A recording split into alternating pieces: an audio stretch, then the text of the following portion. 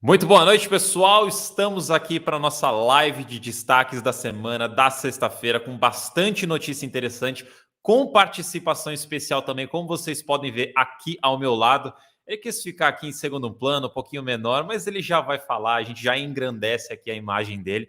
Muito boa noite a todos vocês. Vocês já viram aí qual que é a grande pauta da live de hoje. Temos um fundo de logística que vai dar um grande boost ali nos seus rendimentos, vai ter uma grande elevação, mas a gente vai deixar isso mais para frente. Hoje, eu diria que talvez aqui a temática da live seja uma temática mais escritórios, mais prédios comerciais. Temos vários fatos relevantes sobre esse assunto para falar, mas antes agora, de fato, muito boa noite, professor Baroni, como é que você está? Boa noite, Marcos. Boa noite. Pô, legal, né? Bacana a gente estar participando dessa live juntos aqui. Muitas coisas aí importantes aconteceram no mercado. Acho que sempre há questionamentos sobre gestão ativa, gestão passiva. Acho que hoje é um bom momento para debatermos e refletirmos um pouquinho sobre esse tema, tá? Então, obrigado aí pelo convite para a gente participar juntos aqui dessa live e vamos em frente. Vamos lá, então. Só fazendo um comentário inicial aqui que eu acho que é interessante, só para acompanhar como é que o mercado está indo, né? Eu já mostrei, acho que nas últimas duas lives que eu fiz, eu fui mostrando esse gráfico do IFIX. Esse aqui é um gráfico do último ano, só que aquele pedacinho mais escuro ali na direita, eu selecionei o que dá mais ou menos um mês e meio. E você vê que de um mês e meio para cá, o IFIX já subiu quase 8%, né? É uma subida rápida, é uma subida que as pessoas têm... Parte delas tem reclamado um pouco, porque as cotas vão subindo também, vai ficando um pouquinho mais caro de comprar, mas você vê que a gente ainda tem, se você comparar com ali mais ou menos setembro ali do ano passado, a gente não alcançou aquele patamar ainda. A gente está caminhando. Se por acaso as coisas continuarem dando sinais positivos, a gente continua subindo, senão a gente muda de direção. Não temos como prever, porque sempre vai acontecendo alguma coisa aí todos os dias, mas a gente consegue ver essa grande elevação do IFIX nos últimos 45 dias, mais ou menos. Marcos, mas o que há de importante de comentar é que aquele momento ali de agosto, setembro do ano passado, talvez até um pouquinho antes, né? Julho, agosto do ano passado, que é o início do primeiro semestre, tinha-se um sentimento muito parecido com que a gente tem agora, né? De que os juros deveriam cair, só que era para cair no primeiro semestre do ano, a inflação iria arrefecer, uma série de outras coisas, né? De fato, a inflação arrefeceu bastante, no acumulado ela sai lá de 12 no acumulado e chega agora mais nessa linha de 4, 5, e talvez possa fechar o ano um pouquinho mais do que isso, mas os juros ainda não caíram, né? E os juros futuros, sim, esses começaram a arrefecer e por isso que a gente começa a ter um pouco mais desse otimismo que a gente viu lá atrás, tá? Então, assim, é só para mostrar que às vezes a gente olha para esses últimos 40, 45 dias e olhamos essa alta expressiva, mas quando a gente contextualiza num período de um ano, ou principalmente aí no início do primeiro semestre do ano passado, a gente está voltando ou buscando voltar para um patamar que estivemos lá atrás, né? Então, eu acho que é importante as pessoas entenderem essa dinâmica do mercado, mas vamos aguardar ainda. Não, acho que o mais importante é as pessoas continuarem entendendo que no longo prazo realmente vão ter esses movimentos, mas que são ciclos no final das contas, né? É isso. Então vamos aí para as nossas notícias. A primeira aqui é só rapidamente mencionar. Eu trouxe esse fundo que, apesar de ser um fundo, o nome dele pelo menos é pouco conhecido, é um fundo que talvez ninguém tenha na carteira por ser algo mais novo também. Ele é um fundo que hoje é praticamente inteiro do ALZR. Então, como o ALZR é um fundo bastante conhecido, eu achei pertinente trazer essa informação porque afeta o ALZR. O TSER, ele reavaliou seus imóveis e o resultado deu ali uma elevação de um pouquinho mais de 6% do seu valor patrimonial e, consequentemente, apesar de em menor escala, isso também acaba afetando o ALZR. Que, sem muitos comentários, só para passar isso para vocês, agora a gente entra de fato em algumas notícias um pouquinho mais elaboradas. Daqui para frente vocês vão ver que é praticamente laje atrás de laje nos nossos setores. Bom, TEP. O TEP ele já tinha vendido o imóvel, só que ainda tinha algumas condições para serem superadas, foram superadas, e agora ele recebeu a primeira parcela, a primeira de duas parcelas da venda do edifício Timbaúba. O valor foi de quase 30 milhões, né, 28,1 milhões de reais, e eles já mencionam que esse valor recebido vai ser usado para basicamente desalavancar o fundo. Então vai ter o quitamento integral do CRI do edifício Fujitsu e o parcial do CRI do edifício São Luís. E eles mencionam que o passivo do fundo vai cair basicamente 5%. Basicamente não, vai cair 5%. De 15,2% para 10,2% em relação ao PL. Então é o fundo fazendo uma venda, conseguindo um ganho de capital ali de 40 centavos por cota e ainda desalavancando o fundo com toda essa movimentação. E ele também menciona que a conclusão dessa segunda parcela, última e segunda parcela, ela é até o final do ano. Então, até lá, a gente deve ter alguma outra notícia sobre esse outro pagamento. Quer fazer algum comentário sobre essa aqui ou a gente pode passar? Pode passar, Marcos, mas só bem rapidinho mesmo, eu acho que a gente começa a ver também um movimento aí de desalavancagem, que era uma expectativa do mercado, né? Não estou falando só de TEP, eu acho que, no geral, os fundos imobiliários se alavancaram num dado momento e agora fica muito evidenciado que a desalavancagem ela é importante. Então, o TEP indo nessa direção, que eu acho importante para o mercado. Aqui a gente tem o HOFC, que é o antigo RBCO.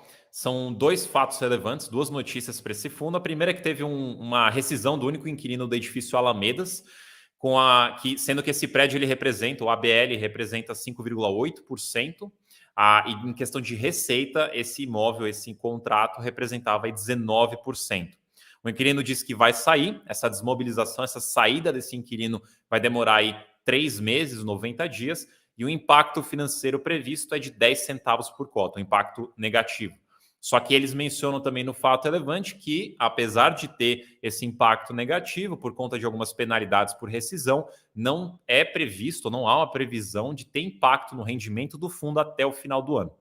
Então, a princípio, até o final do ano, mantém-se aí o mesmo horizonte, mas a partir do ano que vem, aí começa a ter esse impacto negativo. A menos também que, enfim, pelo trabalho da gestão, eles consigam fazer alguma alocação e resolve essa vacância. Mas, a princípio, esse é o cenário atual. E a segunda parte dessa notícia é que, por conta deste primeiro fato relevante, dessa rescisão, se vocês vão lembrar, já há algum tempo atrás, o fundo tinha recebido uma proposta ali para vender o seu imóvel para um outro comprador. Só que agora esse comprador viu essa rescisão desse único inquilino desse imóvel, voltou atrás e não vai mais fazer a aquisição do prédio. Essa venda, ela geraria um lucro de 67 centavos por cota, só que, obviamente, como não vai mais acontecer, não vai mais gerar essa venda. E uma coisa que eu achei interessante desse conjunto de fato relevante é que muitas vezes a gente vê cotistas falando: mas o gestor não divulga todas as informações no fato relevante. Eu queria saber exatamente na vírgula qual foi o valor do metro quadrado do aluguel, da venda, ou disso ou daquilo. E você vê que, nesse caso, tem que falar, enfim, porque era um espaço grande ali do fundo, então ele tem que soltar um fato relevante, tem que soltar uma informação falando da vacância, mas você vê que como os fatos relevantes, como os fundos imobiliários sendo veículos públicos, né, de informação pública, até certo limite, isso pode afetar as negociações que acontecem. Então, você vê que o comprador viu o fato relevante e falou: não quero mais. Então, é interessante ver essa dinâmica acontecendo, né? Infelizmente, o fundo não vai vender o imóvel, mas, enfim, fica aí as informações para os seus cotistas. Quer falar eu vou resumir aqui do RBRP, professor, e daí você faz uns comentários sobre esse fundo aqui, que é um fundo bastante popular nas nossas caixinhas de perguntas. O RBRP, ele também tem na verdade é um fato relevante, mas são dois fatos relevantes dentro de um. A primeira parte é que teve uma locação no River One, então as pessoas que estão sempre querendo saber de locação desse imóvel, teve mais uma locação. Só que essa locação é de metade de um andar, então é um conjunto ali no 16º andar. O contrato ele é mais longo do que normalmente a gente vê num contrato de escritório. Normalmente a gente vê o padrão de 5 anos, esse aqui tem o dobro, tem 10 anos, porque o inquilino ele não vai entrar ali no imóvel cru, no imóvel sem nada, onde ele vai ter que fazer toda a adaptação para ele. O imóvel já vai estar pronto para a empresa chegar e já usar, que é o plug and play que eles chamam. Então, por isso também tem essa adaptação do contrato. A área alocada é um pouco mais de 700 metros quadrados, a ocupação do imóvel sobe para 24,4%, então ainda tem bastante dentro desse imóvel de espaço a ser locado. A vacância do fundo cai em 1%, vai para 34%, e o impacto financeiro vai ser menor que 1 centavo por cota, porque é uma pequena alocação se você colocar dentro do contexto do fundo inteiro. E aqui, de novo, que nem o comentário que eu fiz agora do HUFC, a RBR, por ela ter outras negociações em andamento ali para a alocação do River One, ela não divulgou o valor por metro quadrado, não divulgou carência, não divulgou os descontos, justamente para não influenciar as outras negociações. Novamente, voltando naquele negócio de que essas informações públicas podem ter também alguns tipos de impacto em outras coisas que estão acontecendo, em outras negociações que estão acontecendo. Você quer comentar agora sobre o River One ou prefere que eu fale a próxima notícia e daí você comenta as duas de uma vez? Pode ir na sequência, que deve ter mais um dele aí do Venezuela, né? Isso. Então, só para dar um contexto para o pessoal, esse imóvel estava previsto ter uma vacância, o inquilino já tinha falado no ano passado, no fim do ano passado, que ele ia sair do imóvel. Então, já esperávamos uma vacância, só que agora ele falou que voltou atrás, ele falou não vou mais sair e renovou o contrato com o fundo. Então, de uma possível vacância, voltou agora para mais 5 anos de contrato. O impacto financeiro também é bem pequeno, bem irrisório ali, 1/1000 de real. E por conta do desconto, que teve um desconto nessa renegociação, durante o segundo semestre, ou seja, até o final do ano, não até o final do ano, porque tem alguns meses ainda para entrar no segundo semestre, mas durante o segundo semestre de 2023, a receita ela vai ter um impacto negativo, mas também muito pequeno, quase, enfim, irrisório ali, para depois acabar as carências e aí sim entrar em efeito o contrato no preço normal e aí sim rodar tudo normal. Então, vocês podem esperar essa dinâmica acontecendo aí dos dois lados, né? Tanto a alocação ali no River One e como essa renovação no Venezuela. Diga lá, professor. Vamos lá, Marcos. As pessoas talvez comemorem mais a alocação do River One, né? Porque está em evidência, mas esta não rescisão do Venezuela foi talvez mais importante para o fundo como um todo, né? Do ponto de vista de que esse seria um ativo no Rio de Janeiro, é um ativo, né, no Rio de Janeiro, um ativo que talvez teria que se buscar outro mono-inquilino, né, um inquilino único ali, talvez seria necessário alguns investimentos, algumas adaptações. Então, essa parte do fato relevante, na minha visão, foi até mais importante para o todo. Agora, falando do River One, eu acho que, naturalmente, as locações começam a ocorrer. A gente acha 721 metros quadrados pouco, mas se você analisar isoladamente, é bastante coisa, né? Então, a questão é que como o fundo, ele nasceu, o ativo nasceu sem locação nenhuma, tá tendo que se buscar essa ancoragem, né, que é passar desses 50%, então essa ancoragem ela é mais difícil de realmente ser conquistada, mas agora que começam a aparecer os locatários, que começam a aparecer a parte de serviços ali do prédio, então isso vai se buscando naturalmente. E aí vocês vão lembrar daquilo que a gente falou lá atrás, né? Esse movimento todo que a gente está vendo agora era para ter se iniciado lá naquele período lá de 2022 do IFIX, que tinha-se um clima de que, né, os juros iam abaixar, que tinha-se uma série de coisas para acontecer que acabaram sendo adiadas aí, pelo menos a priori, mais para frente. Então, as decisões das empresas também têm uma dinâmica muito próxima da economia, principalmente em lajes corporativas. Então, eu acho que essas informações eram para estar sendo divulgadas lá atrás, né? Esse nível de ocupação, 25%, 40%, até 50%, era para ter se atingido ali perto do fim da renda mínima garantida, que era outubro de 22. Mas, enfim, isso não aconteceu e agora a gente começa a ver essas informações. Mas, de novo, acho que a não rescisão do edifício Venezuela para o portfólio foi importante. E às vezes vocês veem esses impactos financeiros, né? 1 centavo aqui, outro centavo ali, mas sim, é assim mesmo que se compõe a renda de um fundo, e a gente nunca pode esquecer de que a ocupação, ela gera receita para o fundo e não gera despesa, e a vacância, além de não gerar a receita, ainda gera despesa. Então, cuidado que quando você olha um centavo positivo, parece pouco, mas o não ter 1 centavo positivo poderia ter alguns outros para trás aí de despesa, tá? Ô Marcos, não esquece de falar do nosso Suninvest aqui, o pessoal pediu para lembrar, tá certo? Então vamos lá direto para ele aqui. Pessoal, a gente adoraria convidar aqui vocês para participar do Suninvest, é um evento presencial que vai acontecer ali dia 17 e 18 de junho, onde o objetivo é você aprender com grandes investidores como este que está aqui abaixo. O professor Baroni vai estar lá, eu vou estar lá também. Thiago vai estar lá também, então é uma experiência, é uma dinâmica para vocês participarem com a gente.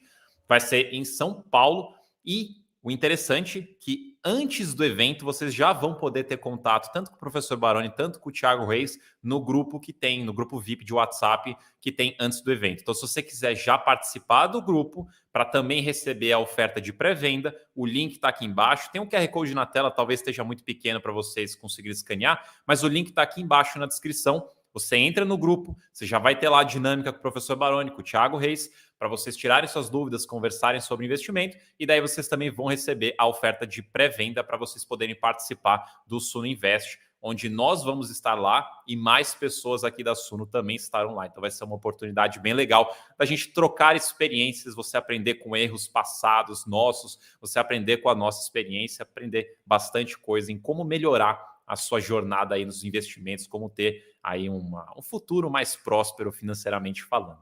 Então, link na descrição, não percam. Deixa eu colocar aqui de volta. Aí a gente já volta para esse combo de fato relevante. Na verdade, é um fato relevante só, do OneF, só que como ele envolve vários fundos aqui, eu tentei fazer de uma forma que desse para ficar bem resumido, mas eu vou passar aqui algum contexto. Então, primeira parte, que é o contexto. Lá no começo desse mês, no dia 4 de maio, o PVBI propôs a compra de algumas unidades do edifício D1, que são do PATC. Ambos são hoje da própria VBI, então isso está em assembleia para ser aprovado. O valor de compra aí seria 31.500 o metro quadrado. Isso é o que já está em andamento.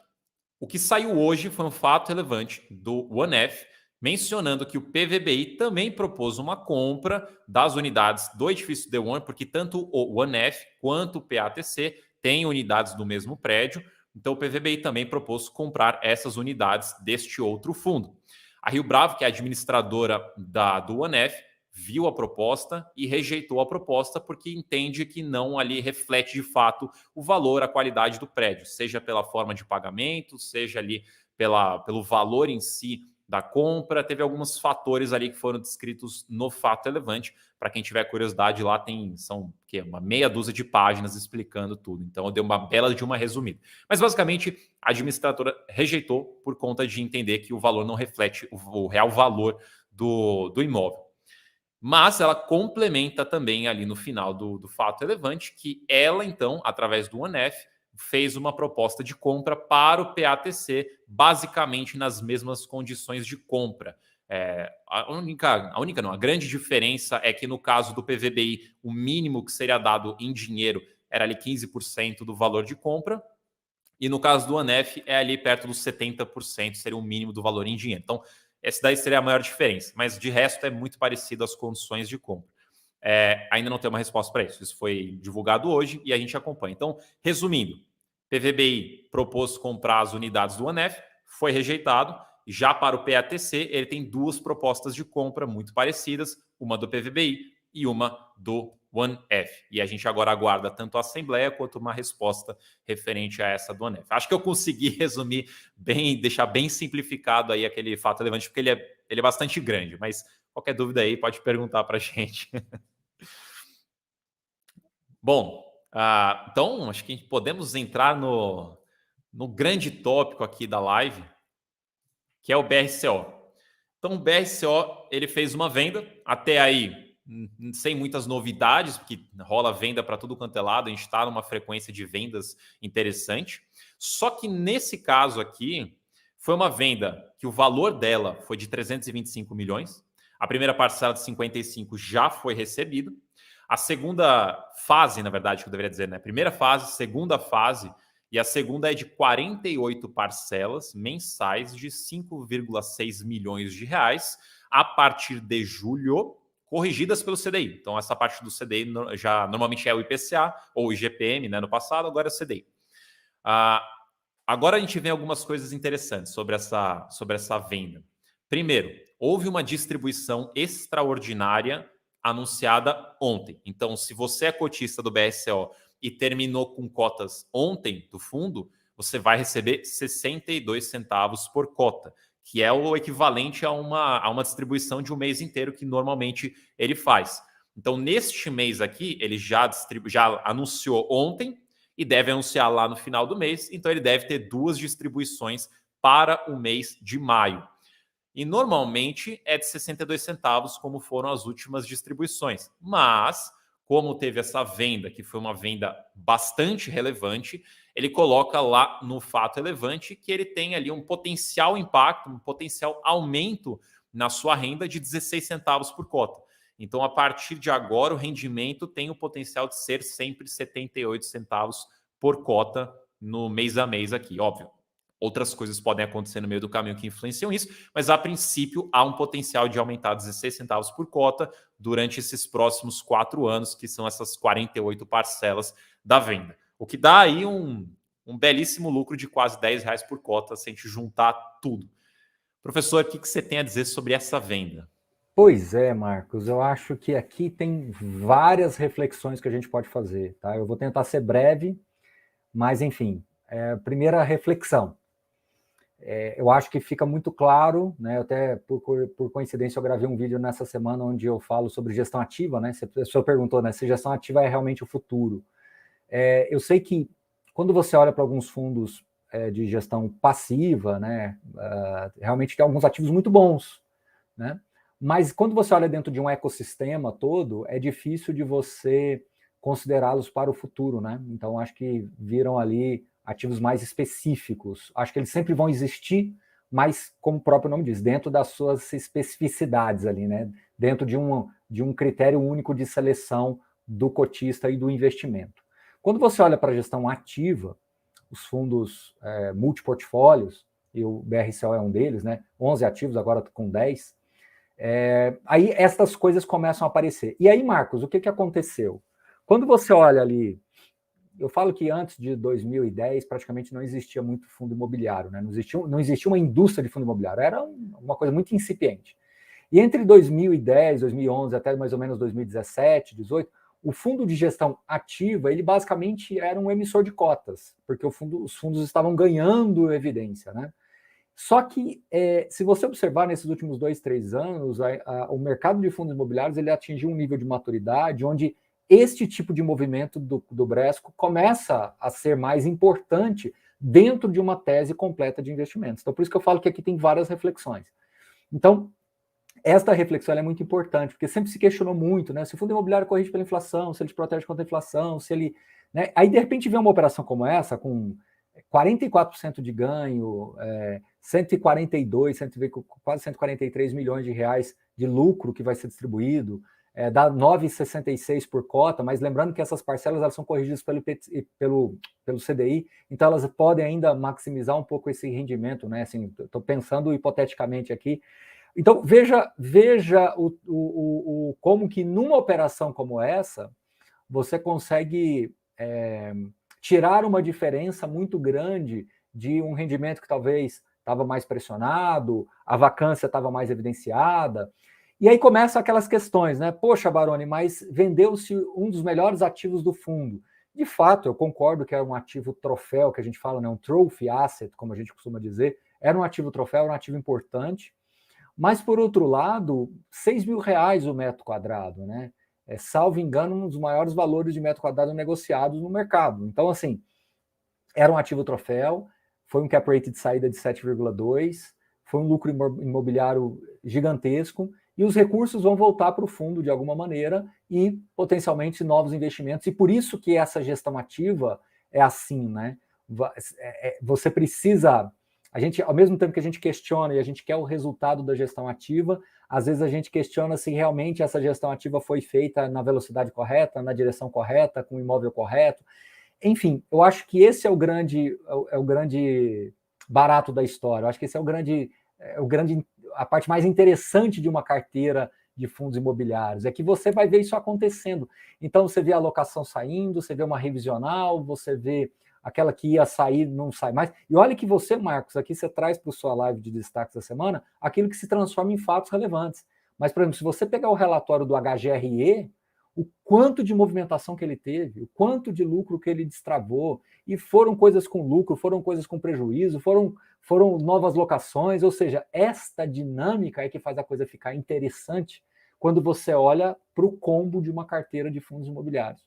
E aí, analisar isoladamente uma operação é algo que a gente faz hoje, mas daqui a alguns anos, talvez algumas poucas décadas, isso vai passar a ser tão natural dentro dos fundos imobiliários, né? O fundo vai ter, olha só, você vê, né, Marcos? 48 parcelas. Então, o que pode acontecer em 4 anos? Uma série de coisas com o Bresco. E aí, esta venda ela vai se perder, entre aspas, no fluxo de caixa do fundo, porque vão vir novas compras, talvez compras parceladas, vão vir novas vendas, talvez vendas parceladas, vão ter novas alavancagens, talvez com amortizações específicas, ou seja, é um ser vivo. E isso que é importante dentro de um contexto de gestão ativa, e quando eu falo que é o futuro, é neste sentido. Então, esse destravamento de valor, né? 2 anúncios de rendimentos no mês, né? 2 anúncios, embora esse rendimento vai ser recebido só no mês que vem, junto possivelmente com um novo rendimento que vai ser também anunciado. Então, é isso que faz essas diferenças dos fundos acontecerem, né? Se fosse um fundo de gestão passiva, o ativo estaria sendo liquidado e o fundo encerrado. Então, por isso que eu falo, são dinâmicas diferentes e perspectivas diferentes. Às vezes as pessoas acreditam que eu falo que gestão ativa é bom, a gestão passiva é ruim, que o fundo multiativo é bom e o fundo monoativo é ruim. Não, não é isso. É que eu preciso pensar como um ecossistema. E ao pensar como um ecossistema, são coisas como essa que aconteceu com o Bresco, né, do dinheiro voltar para o caixa e novas oportunidades de investimentos poderão surgir ao longo do tempo. Então, acho que isso que é interessante, isso que é bacana dentro dos investimentos em fundos imobiliários, pensando como uma carteira. Agora, do ponto de vista de resultado, né, você incrementa a distribuição nessa primeira fase, você potencialmente pode fazer uso do caixa e potencializar isso de alguma maneira, enfim, você pode alavancar, enfim, tem uma série de opcionalidades que poderão surgir aí ao passo que você passa a ter um fundo desse tamanho e desse porte, né? Então, Marcos, eu acho que assim, a minha participação aqui hoje no seu live, nas lives de destaques, ela vem para dar justamente essa mensagem para as pessoas, de enxergar a sua carteira como um todo, enxergar que esses movimentos eles são importantes e que aquela questão toda, aquele questionamento todo que a gente sempre fez de fundo imobiliário, de proteção de inflação, de uma série de coisas, isso vai se tornando cada vez mais real, né? Cada vez mais assim, as pessoas vão sentindo isso na prática. Outros fundos de logística com esse movimento, fundos de escritório chegando também. Poxa, mas a cota caiu, a cota subiu, a cota... Isso é uma condição de mercado. Mas quando é aquilo que eu falei há umas lives para trás aí, né? O reais por cota, ele vai se tornando cada vez mais evidente para as pessoas, e as pessoas vão entendendo que no mercado secundário você tem as flutuações, mas que o reais por cota ali nos fundos de tijolo são gatilhos muito importantes para serem analisados, tá bom? Isso é muito importante dentro dessa questão de gestão ativa, né?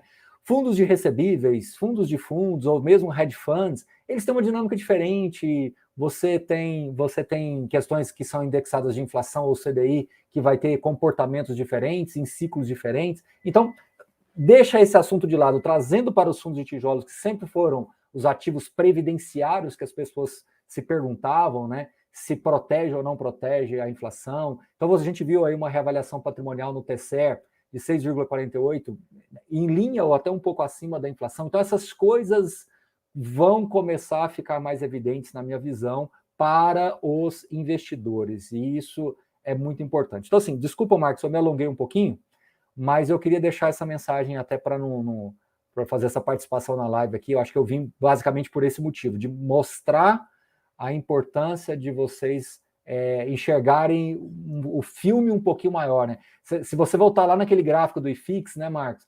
As pessoas olham isso, as pessoas olham só recortezinhos, né? E esquecem de colocar isso numa perspectiva maior, esquecem de alongar um pouquinho melhor a visão da carteira, do fundo e por aí vai, tá certo? Então, acho que é isso, Marcos. Desculpa, acabei tomando um pouquinho mais de tempo, mas a ideia era trazer um pouco dessa visão. Por favor, são nesses momentos que a gente extrai o máximo de conhecimento possível. Eu tive até que anotar aqui para não esquecer algumas coisas que eu queria falar, eu não quis te interromper. Você mencionou a questão do dinheiro voltar para o caixa, né? E para quem não acompanha tanto ou para quem não lembra, o BSO é um fundo que tem feito reformas, né? Que tem feito adaptações nos imóveis, tem mexido no portfólio dele, no portfólio atual dele. expansões. Então ele tem mexido no portfólio atual e, obviamente, tudo isso exige dinheiro. Então, tendo dinheiro voltando para o caixa, ele tem mais flexibilidade para fazer coisas. O professor Baroni já mencionou a questão de fazer novos investimentos, isso está lá no Fato Relevante também como uma possibilidade, mas é legal saber desse caminho que o fundo percorre. Um outro ponto é que você estava falando da questão de valorização de imóvel, que muita gente questiona isso, a valorização da cota. Tem algumas perguntas aqui no chat questionando essa parte de vender imóvel, mas eu não quero a renda, ou como é que funciona, como é que não funciona isso. E uma das coisas que o gestor pode fazer para destravar aquele real crescimento na valorização do imóvel, porque quando a gente olha só a cotação, tem muitas coisas que influenciam aquilo e várias delas são questões também emocionais do investidor. Então, de fato, a cotação não necessariamente vai refletir o real valor dos imóveis. Mas a partir do momento que o gestor consegue fazer uma transação onde a venda do imóvel foi vendida ali no valor certinho, no valor justo, no valor acima do que era, né, quando foi comprado lá atrás, ou seja, ele consegue vender o imóvel bem, ele consegue destravar o que seria aquela valorização do imóvel e te entregar a cotista como rendimento. Então você pode ver que tua cota talvez não mexa muito ali por conta disso, mas o seu rendimento você está colhendo toda aquela valorização do imóvel. Então uma forma de você receber essa valorização é justamente na venda do imóvel. Existem vendas e vendas, vendas melhores, vendas piores, vendas diferentes. Enfim, são muitas características, mas uma das formas é através da venda. E você vê que esse imóvel do BSO, assim, de cabeça, eu confesso que eu não lembro uma venda que destravou tantos reais por cota de ganho de capital. Acho que talvez seja um recorde aí. Mas é uma forma. Então, tenha em mente que uma forma que você consegue extrair valor é na venda de imóveis. Extrair aquela correção da inflação que você é tão preocupado de os imóveis corrigem meu patrimônio pela inflação. A venda consegue destravar isso. Então, é um componente importante. E o terceiro ponto é que você mencionou que a live aqui de destaques eu puxo principalmente fato relevante. Fato relevante, alguns avisos, alguns comunicados. De fato. Por isso que eu sempre reforço para vocês conferirem o radar de FIIs que a gente tem para assinantes, porque lá não é só fato relevante, lá tem relatório gerencial, lá tem toda a análise dessas informações que são publicadas pelos fundos. Não é só um resumo, tem análise também, a nossa visão para esses acontecimentos. Então lá é mais completo, lá tem mais coisa, mais aprofundado. Se você é assinante, confira, toda segunda-feira sai o compilado, mas no dia a dia a gente já vai atualizando a página de cada um dos ativos que a gente cobre. E se você não é assinante, eu te faço o convite para se tornar um assinante. Aqui embaixo na descrição sempre tem o link para você se tornar um assinante da assinatura Sunofis ou superior. Todas essas daí vão ter acesso ao conteúdo completo de fundos imobiliários. E já que eu estou mencionando aqui também de coisas que você pode fazer para se tornar um investidor melhor, quero só lembrar vocês para participar do Sul Invest, que é um evento presencial aqui em São Paulo, dia 17, 18 de junho. Eu estarei lá, professor Baroni, Thiago Reis e mais outros analistas da Suno estarão lá para te ajudar a investir melhor. Vai ser uma experiência, uma dinâmica muito mais próxima entre a gente e vocês. E também, apesar do evento ser daqui um mês praticamente, vocês já podem ter contato, principalmente com o professor Baroni e Thiago Reis, lá no grupo VIP. O link está aqui na descrição. Você entra lá, vai conseguir receber esse cadastro, né? Vai receber o link para o grupo. Entra no grupo e já vai poder participar da dinâmica e também já vai poder receber a oferta de pré-venda do evento, que tem condições especiais, condições preferenciais para quem já está ali no grupo. Ô Marcos, só para a gente concluir aqui, foi uma pergunta aqui muito interessante, muito interessante, que é a questão de se entra como amortização. É muito importante explicar isso para você, muito mesmo, muito mesmo. Quando o fundo faz uma venda, o que acontece na prática, tá? O valor principal volta para o caixa do fundo e o rendimento extraordinário, que é o lucro ali, né, o que excedeu esse investimento inicial, 95% desse resultado é distribuído para o cotista. E por que essa informação é muito importante? Porque algumas pessoas entendem que quando o fundo recebe o valor de volta, né, tem algum evento de amortização? Não, não tem. Então, essa é a primeira coisa, não tem amortização. Mas a outra coisa que eu quero falar é que quando o dinheiro volta para o caixa, de fato, o gestor, quando vai fazer uma nova compra, ele está com aquele dinheiro defasado. Então, você recebeu de volta aquela correção. Tá? As pessoas às vezes querem as duas coisas, quer receber de volta a correção e ainda quer que o valor volte no principal corrigido. Não. Aí você tem que entender que o dinheiro foi para você, ele reconheceu, como o Marx falou, ele usou um termo correto, destravou para você. Então, hipoteticamente, aquele valor patrimonial foi reconhecido pelo mercado. Então, você tem um valor patrimonial que ele é contábil, mas você tem um valor de mercado. Quando tem um evento como esse, que foi o caso do Bresco, que tem tido tantos outros aí, né? Vários movimentos, isso está ficando cada vez mais comum. Isso é uma forma que o gestor tem de falar para você, inclusive, salvo engano, tenho 99% de certeza, no relatório eu falei do HGRE, mas agora eu vou falar do HGRU. Um dos motivos pelo qual o gestor começou aquele processo de venda de imóveis foi porque ele entendeu que o mercado estava muito fora do valor patrimonial e ele quis mostrar para o mercado que o valor patrimonial não era aquele lá, né, lá atrás, era o valor mais adequado perto do patrimonial. Então ele foi realizando vendas para ir destravando isso e entregar esse dinheiro para o cotista em formato de rendimento. Agora o principal volta para o fundo. Então assim, isso não é nem positivo nem negativo. Acho que as pessoas não devem interpretar dessa forma. É o que é. Você fez um investimento de 100 milhões e vendeu por 130 milhões. 95% do resultado dos 30 milhões volta para o investidor como lucro. E os 100 milhões volta para o caixa para novos investimentos. Ah, mas agora ele não consegue comprar pelo mesmo valor. Por isso que um fundo com gestão ativa, ele vai ter sempre caixa, ele vai estar sempre com fluxo e ele vai estar sempre fazendo uma coisa ligada na outra, né? Então vai chegar uma hora, como eu disse, que momentos como esse vão... Por exemplo, lá vou eu falar do HG de novo. O HGLG, ele está numa fase que tem tanto entrada e saída de capital que você já não consegue mais saber exatamente ali dentro do mês o que está acontecendo. Claro que a gente consegue se você olhar, mas em regra geral, não. Né? Então, assim, e por que eu estou citando os HGs? Porque são os fundos mais antigos. Né? HGRE e o HGLG são mais antigos. O HGRE nem tanto, ele só começou com esse processo de venda, mas eu acho que são exemplos interessantes de se trazer para as pessoas. O Bresco está fazendo esse movimento agora. E isso vai naturalmente sendo levado para outros mercados. Você acabou de falar de um fundo relativamente pequeno que teve um movimento, que é o TEP. É um fundo relativamente pequeno quando comparado com o mercado em geral, mas que também está fazendo ali. Então, faz uma venda, foi 40 centavos por cota.